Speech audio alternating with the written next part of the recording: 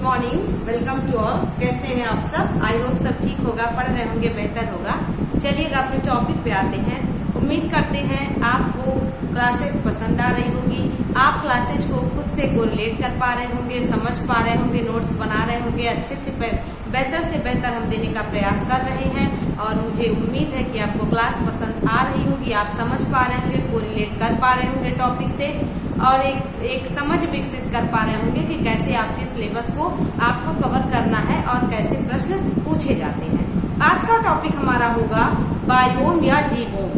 Biome को जीवोम भी कहते हैं और इंग्लिश में BIOM बायोम होता है, BIOMES बायोम्स होता है। तो यहाँ पे बायोम और जीवोम क्या है? बायोम और जीवोम एक ही होता है। जैसे कि आप जानते हैं बायोलॉजी आपने पढ़ा है, तो बायोलॉजी को दो पार्ट में बाद में बांट दिया जाता है।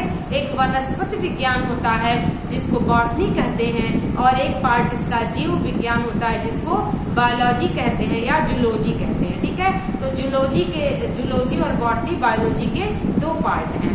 तो बायोलॉजी के जैसे दो पार्ट जूलॉजी और बॉटनी है, ठीक उसी प्रकार से बायोम और जीवोम एक ही होता है। बायोम और जीवोम के अंतर्गत किसी भी प्राणी के और समस्त प्राणियों के और समस्त पौधों के पारिस्थितिकी रूप को सम्मिलित अध्ययन किया जाता है, वो बायोम या जीवोम होता है। उसकी ऑफिशियल डेफिनेशन भी हम लोग देखेंगे। तो बायोम और जीवोम में हमें क्या पढ़ना होगा?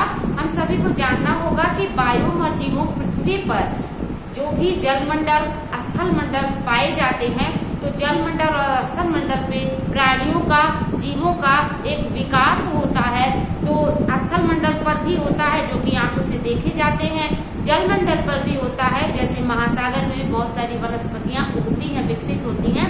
तो सबका एक जलमंडल का, स्थल मंडल का एक पारिस्थितिकी तंत्र होता है।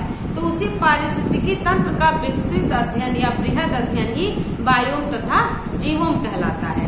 बायोम और जीवोम को विकसित करने के लिए सबसे महत्वपूर्ण होता है कहीं का जलवायु और तापमान। जब तक बायोम और जीवोम के यानी कि प्राणियों के, जीव जंतुओं के विकसित होने की, पेड़ पौधे के विकसित होने की जलवायु परिस्थितियां नहीं बनेगी, तापमान नहीं बनेगा, तब तक वहाँ के जीवोम या बायोम का विकास नहीं हो सकता। तो बायोम और जीवोम क्या है? समस्त जीव जंतुओं के, प्राणियों के, पादपों के पारिस्थितिकी तंत्र का अध्ययन या उनका समस्त रहन सहन का अध्ययन ही बायोम तथा जीवोम कहलाता है। तो पृथ्वी पर जलवायु के आधार पर बायोम तथा जीवोम को बांटा गया है। और आपने देखा होगा कि जलवायु के अलग अलग प्रकार हैं, अक्षांशों के आधार पर जलवायु को बांटा गया है। तो अलग अलग अक्षांशों पर अलग अलग बायोम तथा जीवोम विकसित होते हैं। आपने देखा होगा कहीं पर चौड़े पत्तेदार वन होते हैं, कहीं पर कटीलेदार वन होते हैं, तो कहीं पर बिना पत्तियों के वन पाए जाते हैं। तो ये क्या है? ये बायोम तथा जीवोम में पौधों का एक प्रकार है। जिस प्रकार की वहाँ की जलवायु और तापमान रहेगा, सूर्य से पृथ्वी के अक्षांशों की जैसी दूरी रहेगी, वहाँ का पेड़ पौधा भी खुद को अपने को ढाल लेगा, वहाँ के जीव जंतु भी खुद को ढाल लेंगे। जैसे आपने देखा होगा ध्रुवों पर बहुत ठंडक पड़ती है, लेकिन ध्रुवों पर भी आपको, टुंड्रा प्रदेशों पर भी आपको ध्रुवीय भालू या टुंड्रा प्रदेशों के जानवर देखने को मिलते हैं। तो क्या है? ये अपने आप को वहाँ पर जीवित रहने के लिए विकसित कर चुके हैं। ये अपने आप को वहाँ की जलवायु के, वहाँ के तापमान के अनुसार ढाल चुके हैं। तो यही जीवोम तथा बायोम है। समस्त प्राणियों का, समस्त पादपों का, जीव जंतुओं के पारिस्थितिकी तंत्र का आधारभूत अध्ययन बायोम तथा जीवोम कहलाता है। अब ऑफिशियल बहुत सारे डेफिनेशन है, उनको देखेंगे। तो आपने जान लिया बायोम तथा जीवोम क्या होता है। बहुत सारे विद्यार्थी कंफ्यूज होते हैं, बायोम अलग है, जीवोम अलग है, ऐसा समझते हैं, लेकिन नहीं। जिसको आप बायोम कहते हो इंग्लिश में, उसको जीवोम कह सकते हो हिंदी में। ठीक है, तो यहाँ पर देखिएगा क्या डेफिनेशन है। बायोम पौधों एवं प्राणियों का एक समुदाय है। बायोम पौधों एवं प्राणियों का एक समुदाय है जो एक बड़े भौगोलिक क्षेत्र में पाया जाता है। जो एक बड़े भौगोलिक क्षेत्र में पाया जाता है, कहने का मतलब है कि जो भी जलवायु है, जलवायु के आधार पर पृथ्वी के कटिबंधों को बांटा गया है और अनेक डिग्री अक्षांश है, 0 डिग्री अक्षांश से 10 डिग्री है ना, फिर 60 डिग्री, 66.5 डिग्री, 90 डिग्री। तो जो भी अक्षांश हैं, उन अक्षांशों पर अपने अपने अक्षांशों पर अलग अलग जलवायु होती है तो वो उन जलवायु का एक भौगोलिक क्षेत्र होता है, उसी क्षेत्र में अलग अलग प्रकार के प्राणी, अलग अलग प्रकार के जीव जंतु और पौधे पनपते हैं। तो आपने पहला लाइन पढ़ा, बायोम पौधों एवं प्राणियों का एक समुदाय है जो एक बड़े भौगोलिक क्षेत्र में पाया जाता है, मीन्स अक्षांशों के आधार पर उसका एक जलवायु विकसित होता है। फिर आगे पढ़िएगा, पृथ्वी पर पेड़ पौधों तथा जीव जंतुओं सहित सभी प्रमुख पारिस्थितिकी तंत्र बायोम कहलाता है। आपने देख लिया ना, पृथ्वी पर समस्त जीव जंतुओं तथा पेड़ पौधों का, ठीक है, सभी प्रमुख पारिस्थितिकी तंत्र बायोम कहलाता है। पारिस्थितिकी तंत्र भी आपको पढ़ाया जाएगा। आपने देखा है कि वनों में अलग अलग प्रकार के जीव जंतु पाए जाते हैं। वन भी अपने अलग अलग प्रकार के वन होते हैं, सदाबहार वन, उष्णकटिबंधीय वन, पर्णपाती वन, आपने सभी को सुना होगा। बहुत टफ लगता है ये वन कैसा है, लेकिन आपको क्लास आप अटेंड करेंगे रेगुलर तो आपको वन बहुत अच्छे से समझाया जाएगा। बिल्कुल आप कॉन्फिडेंट रहिए इस बात के लिए। तो यहाँ पे हमने देखा कि क्या है, सभी पौधों जीव जंतुओं सहित पारिस्थितिक तंत्र का अलग अलग वन होते हैं, अलग अलग वन के प्रकार होते हैं, अलग अलग वनों में अलग अलग प्राणी होते हैं। तो सबका एक पारिस्थितिक तंत्र होता है। घास का अपना एक पारिस्थितिक तंत्र होता है, और आपने देखा है वन का अपना एक पारिस्थितिक तंत्र होता है, मरुस्थल का अपना पारिस्थितिक तंत्र होता है, सागर का अपना पारिस्थितिक तंत्र होता है। पारिस्थितिक तंत्र मतलब वहाँ पर एक विशेष प्रकार के पेड़ पौधे और एक अलग या विशेष प्रकार के जीव जंतुओं की आपस में निर्भरता रहती है। जैसे आपने देखा है, छोटे जीव होते हैं, छोटे जीव को उससे बड़े जीव खाते हैं, उससे बड़े जीव से और भी बड़े जीव खाते हैं। उसके बाद एक बार आप पहुंचते हैं तो सागर के पारिस्थितिक तंत्र में सबसे बड़ी जीव व्हेल मछली हो जाती है। तो यहाँ पर किसका पिरामिड उल्टा होगा, किसका पिरामिड सीधा बनेगा, ये सब भी आपको पढ़ने को मिलेगा। तो पारिस्थितिकी तंत्र होता है। और आपने देखा होगा खाद्य श्रृंखला, खाद्य जाल, आपने देखा है कि टिड्डा घास खाता है, घास को टिड्डे को मेढक खाता है, मेढक को सांप खाता है, सांप को चील खाता है। फिर आपने जानवरों का देखा होगा, घास को हिरन खाता है, हिरन को और बड़ा जानवर खाता है, उसको और बड़ा जानवर खाता है। तो ये पारिस्थितिकी तंत्र है जानवरों का। या पौधों का भी देख लिया जाए तो बहुत सारे छोटे पौधे होते हैं, जलीय पौधे होते हैं और बड़े पौधे होते हैं, बहुत से फैले हुए पौधे होते हैं, नुकीले पौधे होते हैं। तो ये जो पौधों का अपना एक तंत्र है, अपना एक है विकास, और मनुष्यों का, जीव जंतुओं का अपना एक विकास है। तो यही बायोम और जीव होता है, जैसे कि हमने पढ़ लिया। अगला देखेंगे, जब पारिस्थितिकी रूप से समस्त पौधों तथा प्राणियों का सम्मिलित रूप से अध्ययन किया जाता है तो उसे बायोम तथा जीवोम कहते हैं। मीन्स क्या, उसके रहने सहने की जलवायु, उसके जीवित रहने का तापमान, किस प्रकार के वातावरण में वह अपने आप को विकसित कर पा रहा है, कोई भी जीव जंतु, कोई पौधा, और किस प्रकार से उसको ताप चाहिए, किस प्रकार दाब चाहिए, किस प्रकार से वह अपने आप को फैला पा रहा है। तो ये सब का अध्ययन कोई भी जानवर, कोई जीव जंतु, कोई भी पादप हो सकता है। अगला देखेंगे, सभी वनस्पतियों तथा प्राणियों के सम्मिलित रूप से सृजित पारिस्थितिकी को बायोम कहते हैं। यहाँ पर भी वही सेम बात कह रहा है, सभी वनस्पतियों मतलब कि पेड़ पौधों, पादपों, प्राणियों के सम्मिलित रूप से सृजित पारिस्थितिकी मतलब आपस में जो उनका सामंजस्य बन गया है, उस सामंजस्य को ही पारिस्थितिकी कहते हैं। उस सामंजस्य को ही कहते हैं इकोलॉजिकल सिस्टम या इकोलॉजी, ठीक है ना। अगला पढ़ते हैं, बायोम एक विस्तृत क्षेत्र में पाए जाने वाले सभी वनस्पतियों तथा प्राणियों का बृहद पारिस्थितिकी समुदाय है, जो समुदाय है फुल स्टॉप। पृथ्वी, बायोम पृथ्वी के तट पर एक बृहद जीव कटिबंध होता है। देखिएगा, आपने सीख लिया है कि उस निश्चित क्षेत्र पर दूसरे प्रकार के जीव जंतु नहीं पाए जाएंगे, जिनके रहने का, जिनके जीवित रहने का, जिनका अस्तित्व में बने रहने का, जिनका भोजन प्राप्त करने का अपना एक जलवायु है, वह दूसरे जलवायु में आकर के पनप नहीं सकते हैं, वो सर्वाइव नहीं कर पाएंगे। या तो वे नष्ट हो जाएंगे, या तो बहुत दिनों के बाद वे सर्वाइव कर पाएंगे। जैसे आपने देखा होगा, मरुस्थल में नागफनी का पौधा कटीलीदार पत्तियों के साथ रहता है। क्यों? क्योंकि कटीलीदार पत्तियां जब वो बनाए रखता है तो कटीलीदार पत्तियों से वाष्पोत्सर्जन बहुत कम होता है, ना के बराबर होता है। तो इससे जो उसके अंदर जो नमी होती है, वह नमी बरकरार रहती है, और इससे वह उसको पानी की आवश्यकता नहीं पड़ती है या बहुत कम पड़ती है। तो नागफनी का पौधा, कटीलीदार झाड़ियां जो होती है, कटीलेदार जो वन होते हैं, तो उनका यही कारण है कि वे जब भी मतलब बर्फ पड़ता है और जब भी वाष्पोत्सर्जन होता है तो उनके अंदर की नमी बरकरार रहती है, क्योंकि जब भी पत्तियां चौड़ी होती है तो वहां से वाष्पोत्सर्जन बहुत ज्यादा होता है। तो यहाँ पर यही कहने का प्रयास कर रहा है कि वनस्पतियों प्राणियों का बृहद पारिस्थितिक समुदाय है। ऊंट को आपने देखा है, सभी विद्यार्थी जानते हैं, ऊंट अपने अंदर एक थैला लेकर के चलता है और उसमें पानी इकट्ठा करके, पानी रख करके वो बहुत दिन तक पानी के बिना जिंदा रह सकता है। तो ये क्या है, ये मरुस्थलीय जीव जंतुओं का एक पारिस्थितिकी तंत्र है। आपने देखा होगा जब भी मतलब रेत आपने देखा होगा गर्म हो जाता है, तो जब रेत गर्म हो जाता है तो चलने की स्थिति में नहीं रहता, और तो दिन में जीव जंतु उसके अंदर छिप जाते हैं। जैसे ही रात होती है तुरंत उसके अंदर से जो गर्मी होती है वो बहुत जल्दी ठंडी हो जाती है, और रेतीली जो बालू होता है वो रेतीला बालू बहुत जल्दी ठंडा हो जाता है। उसके बाद वहाँ पर सिकुड़ने वाली ठंडक पड़ने लगती है। तो ये वहाँ के जो भी बालू के अंदर घर बना करके जीव जंतु रहते हैं वह रात को निकलते हैं, दिन में छिप जाते हैं। तो ये उनका एक पारिस्थितिक तंत्र है, ठीक है। तो पारिस्थितिक वर्ड से आप कंफ्यूज नहीं होइएगा। पारिस्थितिक मतलब होता है एक निश्चित जलवायु में, निश्चित तापमान में, निश्चित आर्द्रता में जीव जंतु आपस में जो सामंजस्य बनाकर रहते हैं, अस्तित्व बनाए रखने का प्रयास करते हैं, वही उनका पारिस्थितिक तंत्र होता है, ठीक है। आगे बढ़ते हैं। सामान्य रूप से एक बायोम के अंतर्गत महाद्वीप के उन सभी भागों के समस्त पादप तथा प्राणियों, कितने महाद्वीप है, कौन बच्चा बताएगा? बिल्कुल 7 महाद्वीप है। एशिया महाद्वीप, अफ्रीका महाद्वीप, अमेरिका महाद्वीप, उसके उत्तरी अमेरिका, दक्षिणी अमेरिका, अंटार्कटिका और यूरोप और ऑस्ट्रेलिया, ऐसे 7 महाद्वीप है। अमेरिका महाद्वीप के 2 पार्ट है, उत्तरी अमेरिका और दक्षिणी अमेरिका। तो हर महाद्वीप अपने अपने अलग अलग जलवायु पर निवास करता है। तो आपने देखा होगा कि अगर पूरे ग्लोब को बांट दिया जाए, तो अगर आप पूरे ग्लोब को बांटते हैं तो पूरे ग्लोब को इस प्रकार से आपने मैप को देखा होगा, तो यहाँ पर 0 डिग्री अक्षांश मिलता है और यहाँ पर 23.5 डिग्री अक्षांश मिलता है, ठीक है।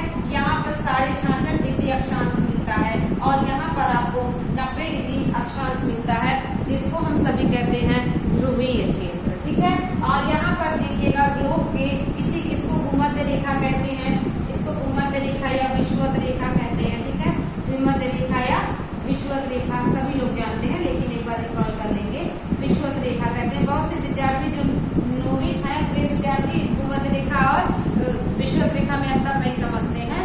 तो विषुवत रेखा और भूमध्य रेखा दोनों एक ही होता है। फिर यहाँ पर देखिए, जब ये उत्तरी गोलार्ध है, ठीक है, और यहाँ पर ये दक्षिणी गोलार्ध है, यहाँ पर भी देखिए 23.5 डिग्री अक्षांश होता है और यहाँ पे 66.5 डिग्री अक्षांश होता है, यहाँ पर 90 डिग्री अक्षांश होता है। तो जो ये वाली रेखा होती है, इस तरह से रेखाएं जो बनी होती हैं वे देशांतर रेखाएं होती हैं, ठीक है।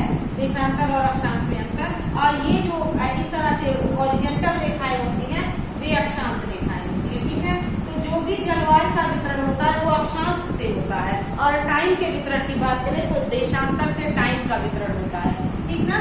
तो जलवायु का जब भी वितरण आप पढ़ेंगे तो जलवायु का वितरण अक्षांश के आधार पर होता है। और टाइम का वितरण की बात करें, आपने देखा होगा कि पूरे ग्लोब को देशांतर के आधार पर 0 से 90 बराबर 180। तो 0 डिग्री देशांतर रेखा को ग्रीनविच रेखा कहते हैं, 180 डिग्री देशांतर रेखा को अंतरराष्ट्रीय तिथि रेखा कहते हैं। तो देशांतर टाइम जोन को डिसाइड करते हैं।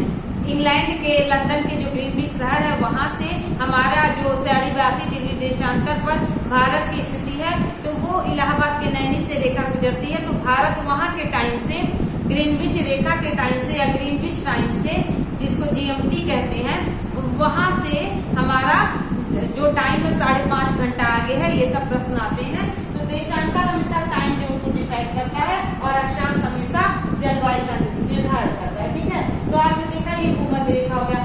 यहाँ पर जब हम लोग पढ़ेंगे तो ये मकर रेखा होता है उत्तरी गोलार्ध में, और ये होता है आर्कटिक रेखा, ठीक है। आर्कटिक रेखा, इसको कर्क रेखा कहते हैं जो दक्षिणी गोलार्ध में रहता है, और इसको अंटार्कटिक रेखा कहते हैं, और इसको हम लोग कहते हैं ध्रुवीय, ठीक है। आर्कटिक, अंटार्कटिक और ये ध्रुव है, दक्षिणी ध्रुव और उत्तरी, ठीक ना। तो यहाँ पर आप देख पा रहे हैं, तो हर अक्षांश का अपना एक जलवायु होता है। ऋतु परिवर्तन, पृथ्वी के जो पृथ्वी वर्ष भर वार्षिक भ्रमण जो होता है पृथ्वी का, उससे ऋतु परिवर्तन होता है। और जो दैनिक गति होती है, दैनिक भ्रमण होता है पृथ्वी का, उससे दिन रात होते हैं। तो जो जलवायु का वितरण होता है, वो जलवायु का वितरण ये अक्षांशों के आधार पर, और पृथ्वी जो अपना चक्कर काटती है पूरब से पश्चिम की ओर, तो यहाँ पे पश्चिम से पूरब की ओर, तो यहाँ पर देखिए वही जो चक्कर काटती तो उसी चक्कर काटने से ही जलवायु का वितरण होता है। सूर्य की किरणें किस अक्षांश पर कैसे पड़ रही हैं। यदि सूर्य की किरणें जब भी मकर रेखा पर पड़ती हैं तो सूर्य उत्तरायण रहता है, और जब कर्क रेखा पर पड़ती है तो सूर्य दक्षिणायन रहता है। और ठंडक और गर्मी यही निर्धारित करता है। मान लेते हैं ये सूर्य है, तो जब जो है सूर्य है तो सूर्य की किरणें जब पृथ्वी के यहाँ पर पड़ेंगी तो यहाँ पर तिरछी पड़ेंगी, तो यहाँ पर ठंडक पड़ेगी, यहाँ पर सीधी पड़ेगी, इस तरफ की तरफ नजदीक रहेगा तो यहाँ पर गर्मी पड़ेगा, और बीचों बीच हमेशा ठंडक होता है, जिसको हम सभी 0 डिग्री अक्षांश रेखा, भूमध्य रेखा, विषुवत रेखा के नाम से जानते हैं। ठीक है, तो यहाँ पर जो होता है, यहाँ पर आपने देखा होगा अक्षांश रेखा 0 डिग्री होता है। यहाँ पर हमेशा सूर्य की किरणें सीधी पड़ती हैं, इसलिए यहाँ के लोग काले होते हैं।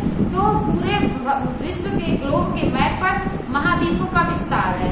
अब आपने देखा एशिया महाद्वीप में हम लोग रहते हैं, उत्तरी अमेरिका, दक्षिणी अमेरिका में साउथ अमेरिका है, कनाडा है, नीचे चले जाएगा दक्षिणी अमेरिका में तो ब्राजील है, चिली है, पेरू है, ये सारे देश हैं। और आप यूरोप में चले जाएं तो यूरोप के देश को आप जानते हैं, अफ्रीका में चले जाएं तो वहाँ की भी कंट्री, फिर आप चले जाएं अंटार्कटिका, यूरोप, ऑस्ट्रेलिया में, तो यूरोप महाद्वीप एशिया महाद्वीप के पास ही है, और अंटार्कटिका महाद्वीप हमेशा बर्फ से ढका रहता है। और ऑस्ट्रेलिया महाद्वीप आपने देखा है छोटा सा महाद्वीप है, विश्व का एक ऐसा महाद्वीप है जो अपने देश के नाम से जाना जाता है। तो जो भी जीवों तथा वायु होंगे, कहने का मतलब है कि जो ये अक्षांश रेखा है, इस अक्षांश रेखा पर एक विशेष प्रकार के पेड़ पाए जाएंगे, विशेष प्रकार की वनस्पतियां, विशेष प्रकार के जीव जंतु का यहाँ पर निवास रहेगा। अगर आप मकर रेखा पर जाएंगे तो मकर रेखा पर विशेष प्रकार के वन पाए जाएंगे, जिनको बांटा गया उष्ण कटिबंधीय, उपोष्ण कटिबंधीय, शीतोष्ण कटिबंधीय, टुंड्रा वन, ये सब आपको बताया जाएगा, सदाबहार वन, पर्णपाती वन। तो ये इसी अक्षांश रेखा के आधार पर उन वनों का वितरण किया गया है। सूर्य की रोशनी जैसे ऊपर पड़ती है वैसे वे अपने आप को ढाल चुके हैं अस्तित्व बनाए रखने के लिए। वहाँ पर जिस प्रकार से जलवायु होता है उस प्रकार से पौधे जिंदा रहना सीख जाते हैं, जानवर जिंदा रहना सीख जाते हैं, तो वही उनका पारिस्थितिकी तंत्र होता है। तो ये जलवायु का जो वितरण है अक्षांशों के आधार पर किया गया, और जो विशेष प्रकार की जो ये रेखाएं हैं 0 डिग्री से 10 डिग्री, 0 डिग्री से उत्तरी 5 और दक्षिणी 5, तो अश्व अक्षांश ये सब बांटा गया है। तो ये जलवायु के आधार पर ही बांटा गया है, और जो भी विशेष प्रकार की वनस्पतियां, जीव जंतु जन्मेंगे वो इसी अक्षांश पर जन्मेंगे। और जो अब अक्षांश पर जन्मेंगे तो कहाँ जन्मेंगे, जल की परिस्थितियां, जब जल मंडल यानी महासागर में जन्मेंगे तो महासागर की स्थिति में अपने आप को पनपना और अपने आप को बनाए रखना सीख जाएंगे। और यदि वे स्थल पर जन्म लेते हैं, स्थल पर पनपते हैं वे जीव जंतु और पादप, तो वहाँ पर वो अपना एक पारिस्थितिकी तंत्र और जीने का तरीका बना लेते हैं, अस्तित्व बनाए रखने की होड़ में वे अपने आप कामयाब हो जाते हैं। अदरवाइज आपने देखा होगा मौसम परिवर्तन होते ही बहुत सारे पेड़ पौधे, बहुत सारे जंतु मर जाते हैं क्योंकि वे सर्वाइव नहीं कर पाते हैं। तो आपने ये देख लिया कि यहाँ पर महाद्वीप वर्ड किया है, इसलिए आपको इतना डिटेल बताया।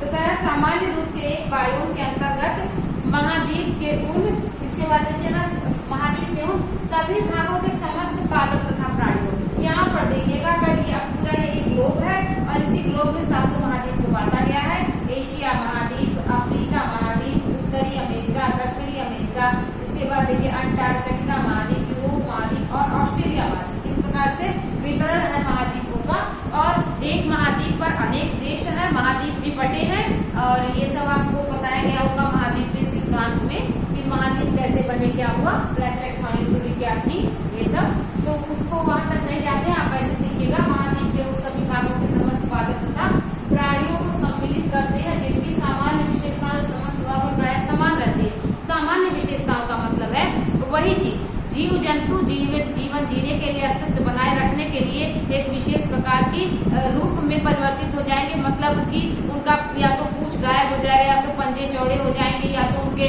जबड़े इस प्रकार से प्रकृति के द्वारा परिवर्तन होते होते अस्तित्व की लड़ाई लड़ते लड़ते बदल जाएंगे कि वहाँ पर वे सर्वाइव करना सीख जाएंगे। ठीक है, वो बर्फ पर वो चढ़ने के लिए उनका पंजा विकसित हो जाएगा, और अगर सामान्य जीव जाएगा तो नहीं होगा। और आपने देखा बहुत सारी अलग अलग प्रकार की बकरियां, अलग अलग प्रकार की भेड़ें पाई जाती हैं, जिनके बाल इतने घने होते हैं कि बाल की वजह से उनको ठंडक नहीं लगती और वो बर्फ पर अपना अस्तित्व बनाए रखती हैं। तो ये क्या, ये प्राकृतिक परिवर्तन है जो समय समय पर मनुष्यों को देखना होता है और उससे सीखना चाहिए कि किस प्रकार से अस्तित्व की लड़ाई लड़ने के लिए सभी जीव जंतु संघर्ष कर रहे हैं। और आपने देखा होगा सदाबहार वन हमेशा सदाबहार रहते हैं, उनमें पत्तियां हमेशा लगी रहती है। वहीं पर्णपाती वन क्या होते हैं, मौसम परिवर्तित होते ही अपनी पत्तियां गिरा देते हैं।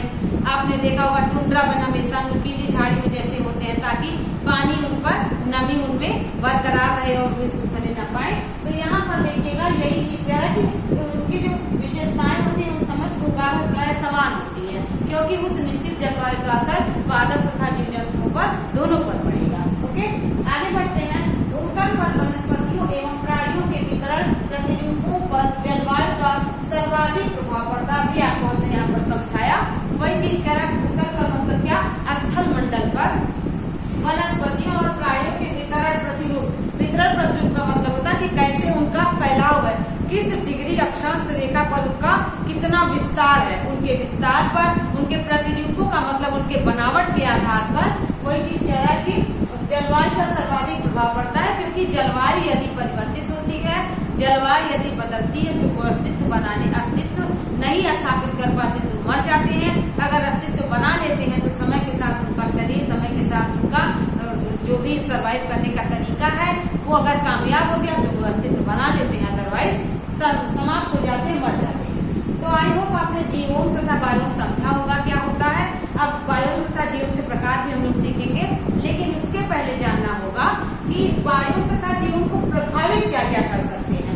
जिस प्रकार से आपने बायोम तथा जीवोम को सीखा कि जलवायु की वजह से, जलवायु तथा तापमान की वजह से विभिन्न प्रकार के, विभिन्न प्रजाति के प्राणी तथा वनस्पति इस धरती पर जन्म लेते हैं, ठीक उसी प्रकार से क्या क्या बायोम तथा जीवों को प्रभावित कर सकता है।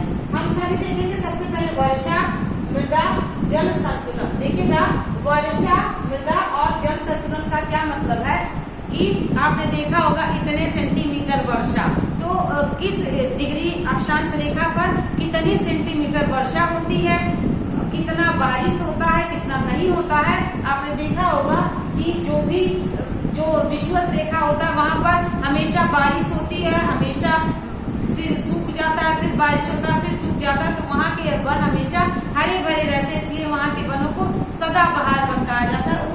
जो भी उष्णकटिबंधीय कहते हैं, या मतलब जिसको विषुवत रेखा या भूमध्य रेखा के वन होते हैं। तो यहाँ पर देखिए, वर्षा, जितना वर्षा होगा, यदि बहुत ज्यादा वर्षा हो जाएगा तब भी वनस्पति सूख जाएंगे, जीव जंतु मर जाएंगे। और यदि कम वर्षा हुआ तो सूखे की वजह से भी जीव जंतु मर जाएंगे, वनस्पतियां सूख जाएंगी, क्योंकि अत्यधिक पानी नहीं है। आपने देखा होगा जलकुंभी का पौधा, जलकुंभी का पौधा अपनी जड़ें इस प्रकार से विकसित किया रहता है कि वो पानी में नहीं सड़ता है। लेकिन बहुत सारे ऐसे पौधे हैं जिनको आप ज्यादा पानी दे दीजिए तो उनकी जड़ें सड़ जाएंगी, वे नष्ट हो जाएंगे। तो यहाँ पर ये चीज कह रहा है कि वर्षा का। और देखिए मृदा का, तो मृदा में आपने देखा होगा जलोढ़ मृदा है, और आपने काली मिट्टी देखा है, लैटराइट मिट्टी देखा है, बहुत सारी मिट्टियां होती हैं। तो लाल मिट्टी है, पीली मिट्टी है। तो इन मिट्टी के आधार पर भी जीव जंतु अपने आप को पनपा पाते हैं, अपने आप को वनस्पतियां विकसित कर पाती हैं। बहुत सी वनस्पतियां होती हैं जिनमें बहुत सी चीजों की कमी पाई जाती है, और बहुत सी ऐसी मृदा होती है जिसमें पोटाश वगैरह की अधिकता होने से पौधे सूख जाते हैं। नाइट्रोजन की कमी की वजह से मिट्टी में नाइट्रोजन की कमी होती है, तो घटपड़ी पौधा क्या करता है, कीटों को खा करके नाइट्रोजन की पूर्ति करता है। तो मृदा भी बहुत ज्यादा उत्तरदायी होता है किसी भी प्रकार के, विशेष प्रकार की वनस्पति के पनपने के। फिर देखिए जल संतुलन। जल संतुलन का मतलब है कि जल भराव की क्या स्थिति है, क्या जितना जल की आवश्यकता है पौधे को या प्राणियों को उस जलवायु में रहने के लिए उतना जल मिल रहा है।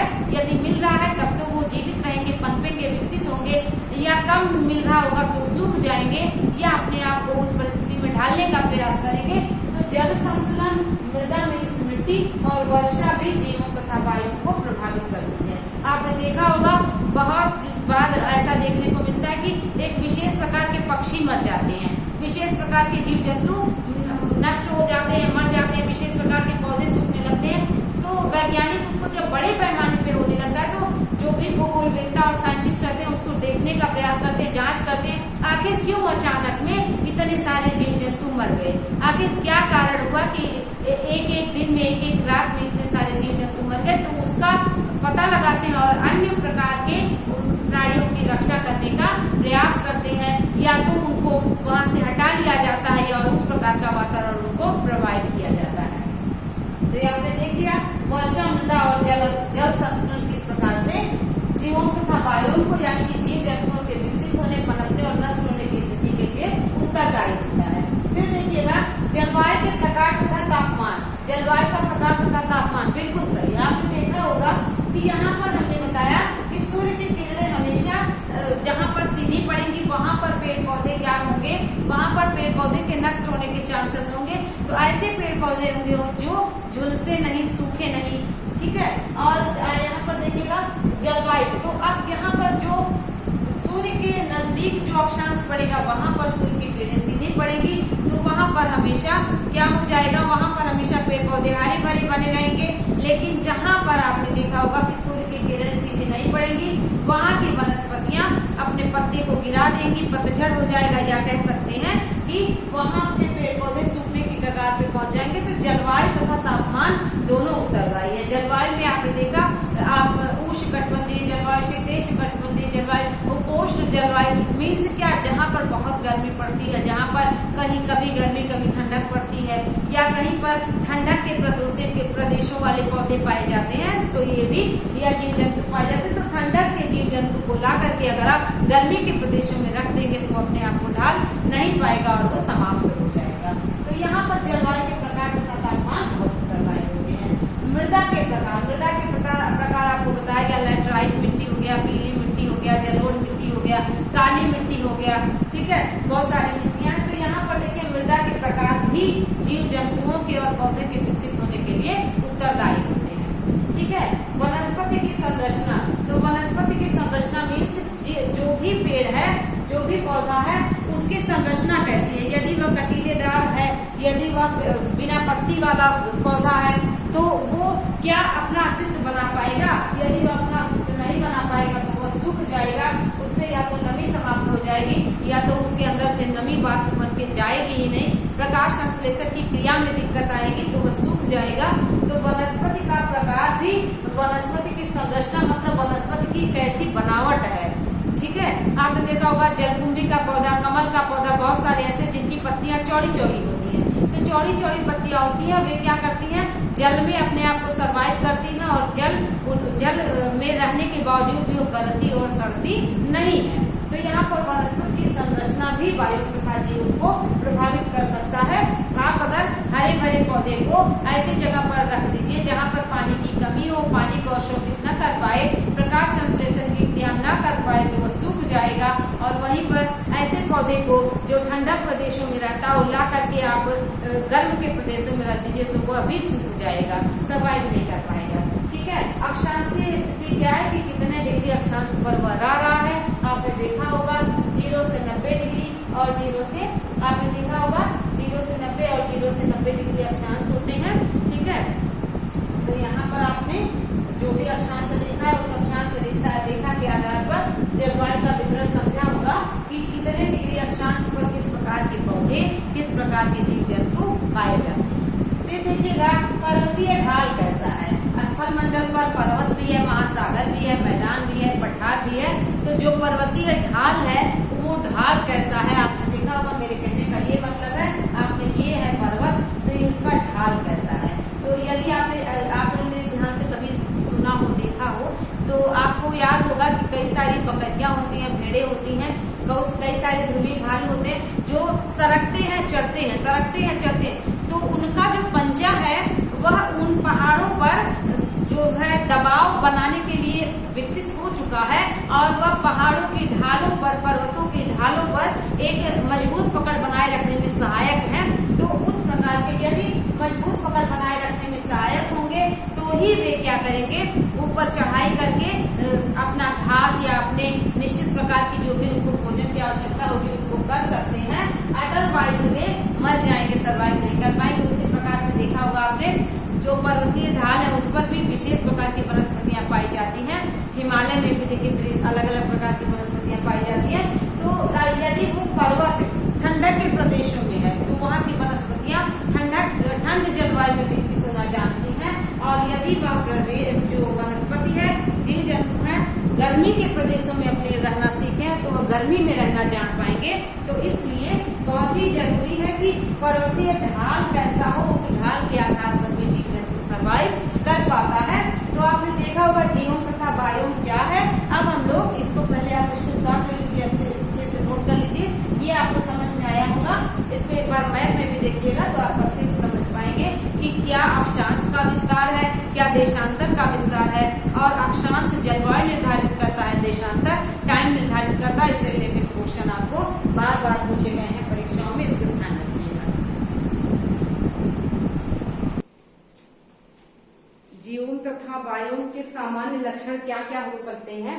मीन्स जीव जंतुओं और जो पशुओं का या जीव जंतुओं का पादपों का जो एक रहने का स्थान होगा तो आपस में इनके कैसा कोरिलेशन होना चाहिए जहां पर पादप भी जिंदा रह पाए और पशु भी जिंदा रह पाए। कभी आपने विचार किया है कि कई बार आपने देखा होगा बहुत सारे पौधे, बहुत सारे पेड़, बहुत सारे घास विद्यमान रहते हैं, आखिर जीव जंतु उनको क्यों नहीं खा करके खत्म कर देते, क्यों उनका अस्तित्व समाप्त नहीं हो जाता, और भोजन की कमी की वजह से क्यों वह जीव जंतु मर नहीं जाते हैं। कभी आपने विचार किया होगा? यदि तो आप जान पाए होंगे क्योंकि उनका एक पारिस्थितिकी तंत्र होता है, किसी भी चीज का ह्रास वह एक निश्चित क्षेत्र तक ही कर पाते हैं या निश्चित सीमा तक ही कर पाते हैं, उसके बाद वह कुछ भी नहीं कर सकते हैं। उसी में उनको रहना है, उसी में उसको खाना है और उसी में उनको जिंदा रहना है, उसी में अपना अस्तित्व बरकरार रखना है। तो क्या क्या लक्षण हो सकते हैं जीवों तथा बायोम के, उसको हम सभी को समझना होगा कि किन परिस्थितियों में पौधे, किन परिस्थितियों में घास भूमि, किन परिस्थितियों में जीव जंतु अपना सामंजस्य स्थापित करते हैं। तो चलिएगा, पहला हम लोगों का क्या कह रहा है, कौन सा लक्षण है। प्रत्येक बायोम में पौधे तथा प्राणी साथ साथ सामंजस्यपूर्ण अवस्था में रहते हैं। मीन्स क्या, तुम मुझको न डिस्टर्ब करो, मैं तुमको नहीं डिस्टर्ब करूंगा, यही है सामंजस्यपूर्ण परिस्थिति। आपस में कोरिलेशन करके आपस में वेल बैलेंस्ड स्थिति में वे रहते हैं। एक दूसरे को उतनी ही सीमा तक वे नुकसान पहुंचा सकते हैं जितना में उनका अस्तित्व अपना बरकरार रहे और दूसरा भी संतुष्ट रहे। इसको कहते हैं सामंजस्य स्थापित करना, सामंजस्यपूर्ण अवस्था में रहना। यहाँ पर देखिए कितनी अच्छी प्रकृति ने एक रचना रची है, उसको विचार करिएगा। पौधे तथा प्राणी दोनों, पौधे निर्जीव है, पौधे सजीव है, परंतु वे चल नहीं सकते हैं, प्राणी चल सकते हैं। तो चल नहीं सकते हैं फिर भी उनको जानवर क्यों नहीं खा लेता। यहाँ पर देखिएगा कह रहा है प्रत्येक बायोम में पौधे तथा प्राणी साथ साथ सामंजस्यपूर्ण अवस्था में रहते हैं। वे अपने, आपने देखा होगा कि कई सारे पौधे पत्तियां सहित रहते हैं, लेकिन उनको प्रकृति ने अपनी सुरक्षा के लिए कांटा दे रखा है। उनको प्रकृति ने अपनी सुरक्षा के लिए कुछ ऐसे प्रकार के रेशे दे रखे हैं जो जानवर के शरीर से टच हो जाए तो जानवर को नुकसान पहुंच सकता है। आपने देखा होगा कि अलग इतने सारे पेड़ पौधे पाए जाते हैं दुनिया में, सारे पेड़ पौधों को सारे जानवर नहीं खाते हैं, एक विशेष प्रकार के जानवर विशेष प्रकार के पेड़ पौधे को खाकर जिंदा रहते हैं। इतने सारे पौधे पनपते हैं, क्या सभी को जानवर खाता है? बिल्कुल नहीं। वह भी चूजी प्रवृत्ति का है कि क्या उसके लिए फायदेमंद है, क्या उसके लिए नुकसान है। नेचर ने उनको ये भी शक्तियां प्रदान कर रखी है।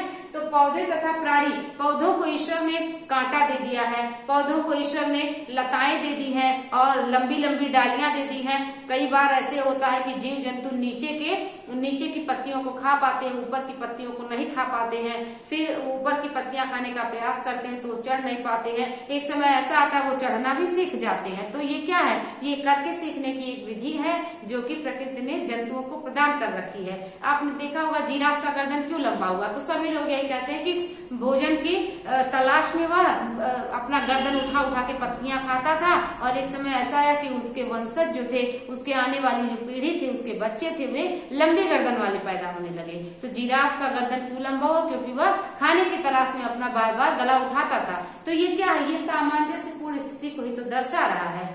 फिर कह रहे हैं ये परस्पर अवलंबित होते हैं। अवलंबित का मतलब होता है एक दूसरे को संभाल कर रखने वाले, एक दूसरे को डिस्टर्ब ना करने वाले या एक दूसरे पर निर्भर रहने वाले, आप ऐसे भी कह सकते हैं। फिर देखिएगा बायोम में पौधे तथा प्राणियों में अंतर संबंध विद्यमान होता है। यही चीज कह रहा है कि साथ साथ सामंजस्यपूर्ण जैसे आपको मिला वैसे अंतर संबंध का मतलब होता है इंटर रिलेशन, मीन्स आपस में संबंध, एक दूसरे पर उनकी निर्भरता बनी रहती है। तो यहाँ पर कह रहा है बायोम में पौधे तथा प्राणियों में, क्योंकि बायोम के अंतर्गत पौधे तथा प्राणियों दोनों को अध्ययन करना है, ठीक है। तो बायोम के अंतर्गत पौधे तथा प्राणियों दोनों का अध्ययन करना है। तो इनके बीच में जब तक अंतर संबंध नहीं रहेगा तब तक ये अस्तित्व अपना बरकरार नहीं रख सकते हैं, क्योंकि जब तक जानवर घास नहीं खाएगा, जब तक जानवर पेड़ पौधों को नहीं खाएगा, जीव जंतुओं को नहीं खाएगा, तब तक जानवर जिंदा नहीं रह सकता। और जब तक पेड़ पौधे जानवरों को खा करके आप कह सकते कटनी छटनी नहीं करेंगे अगर, तब तक वो पेड़ पौधा इतना ज्यादा जंगल बन जाएगा कि खुद को ही नष्ट कर डालेगा। तो ये नेचर ने जीव जंतु तथा पौधों में आपस में सामंजस्य या अंतर संबंध बनाने का एक जो भी है दिया है।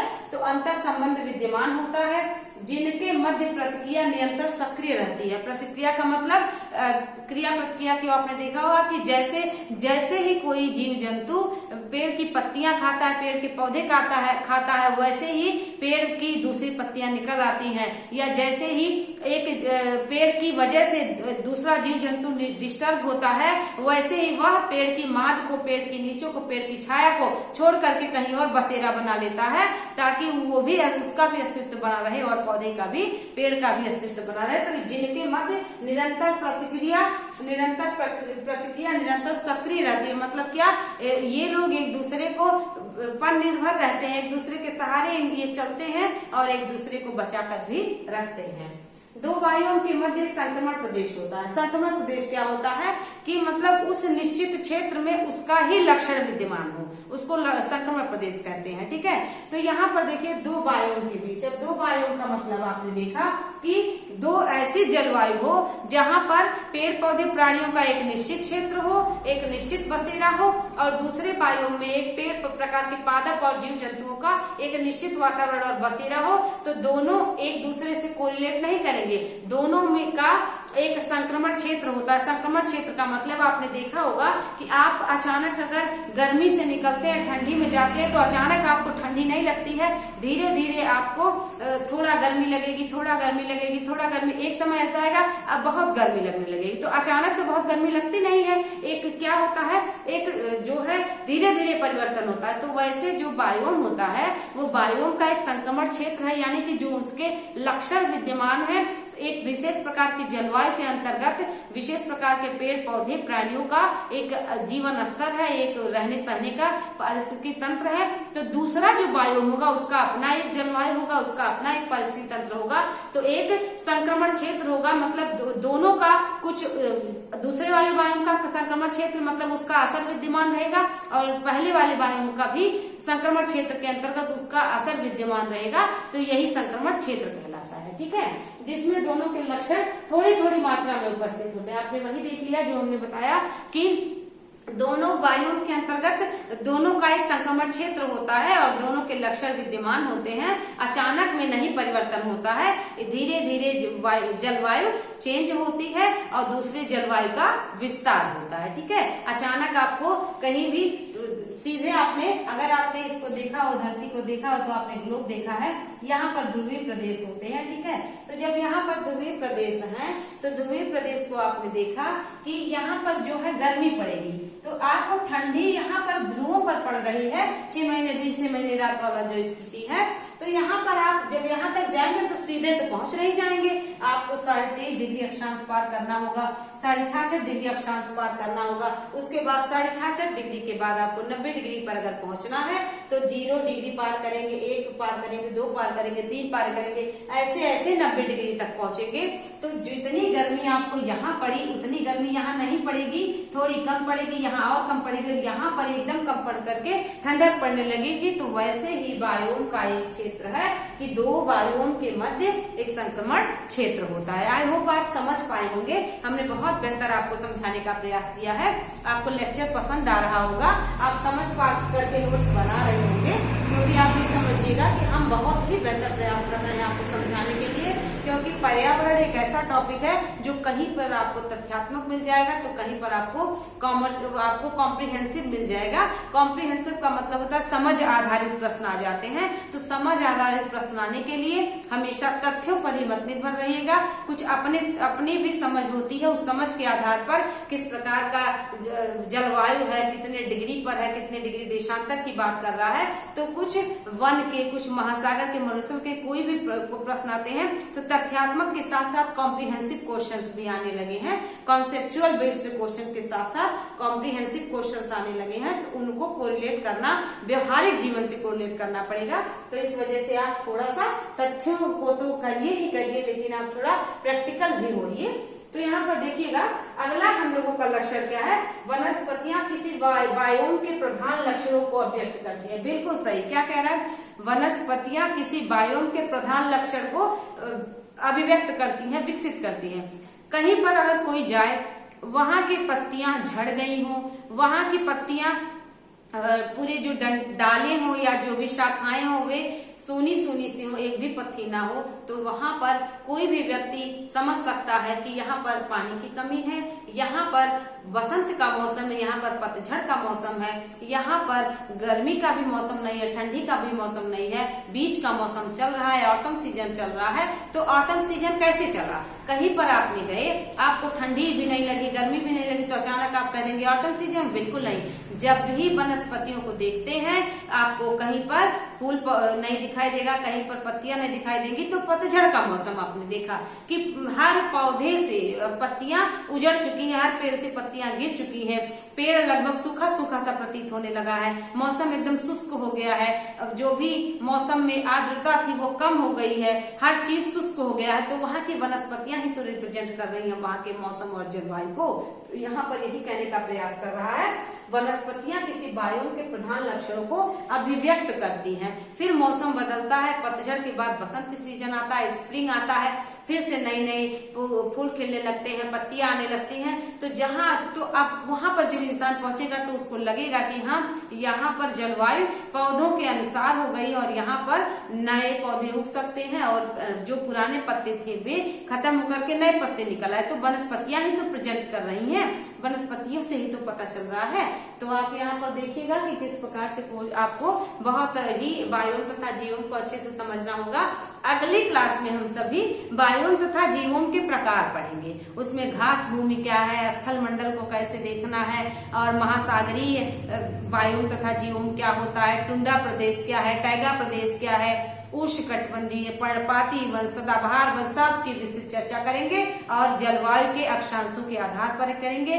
आज का लेक्चर बच्चों आपको बहुत पसंद आया होगा, कोरिलेट कर पाइएगा। कोई प्रॉब्लम होगी तो कमेंट बॉक्स में लिख दीजिएगा, आपकी समस्या का समाधान किया जाएगा और भी बेहतर से बेहतर देने का प्रयास किया जाएगा। तो बायोम तथा जीवोम को आपने एक समझ के साथ समझा है। अगली क्लास में हम सभी इसके प्रकार पढ़ेंगे और प्रकार में भी जो भी पॉजिटिव और निगेटिव पॉइंट्स को ध्यान रखना है उसको सीखेंगे। तो आज की क्लास के लिए बच्चों बस इतना ही। Thank you so much.